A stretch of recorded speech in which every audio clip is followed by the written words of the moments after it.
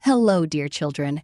Today, we will learn the literary device metaphor, found in the poems of Class 12th, Flamingo.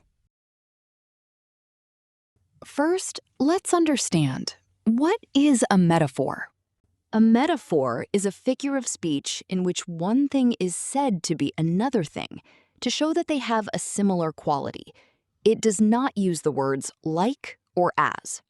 A metaphor helps us understand an idea better by comparing it directly with something else. Simple formula. Just like A equals to B. Not A is like B. Example. The classroom was a zoo. The classroom was not a real zoo. It means the classroom was very noisy and chaotic.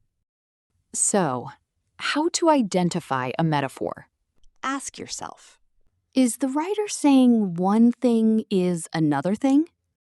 Is it not literally true? Does it express a deeper meaning? Does it not use like or as? If the answer is yes, it is probably a metaphor. Now, let's find the metaphors, a literary device in the poetries of Class 12th. Poem, Keeping Quiet, by Pablo Neruda. The title, Keeping Quiet, is the central metaphor of the poem. It does not simply mean remaining silent or not speaking.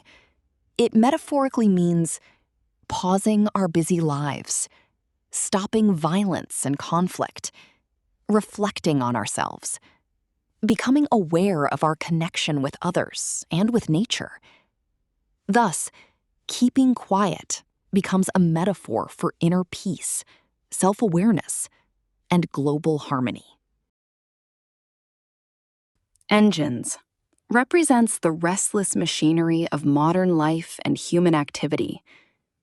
Everything seems dead and later proves to be alive. Dead and alive symbolize despair and renewal, rather than literal death and life. A huge silence. Silence is portrayed as a powerful force that can heal human sadness. Count to 12, a metaphor for a brief period of introspection. Put on clean clothes, a metaphor for adopting peaceful and pure thoughts. Walk about with their brothers, a metaphor for universal brotherhood. The earth can teach us. The earth metaphorically acts as a teacher of renewal and harmony. Metaphors in A Thing of Beauty by John Keats. A thing of beauty is a joy forever. Beauty is equated with lasting joy. A bower quiet for us. Beauty is presented as a peaceful shelter from life's troubles. The gloomy days represents the difficult and sorrowful periods of life. The unhealthy and o'er-darkened ways symbolizes the negative and troubled path of human life. An endless fountain of immortal drink, beauty is compared to an inexhaustible source of spiritual joy and inspiration. Metaphors in A Roadside Stand by Robert Frost. The flower of cities. Cities are metaphorically described as flowers to represent prosperity, beauty, and privilege. Greedy good-doers refers metaphorically to selfish reformers who pretend to help the poor. Beneficent beasts of prey. Exploiters are compared to predatory animals to show their cruelty hidden behind kindness. The ancient way of life represents the traditional rural lifestyle and values. The childish longing in vain. The innocent hopes of the villagers are metaphorically compared to a child's unrealistic expectations. Metaphors in Aunt Jennifer's Tigers by Adrienne Rich.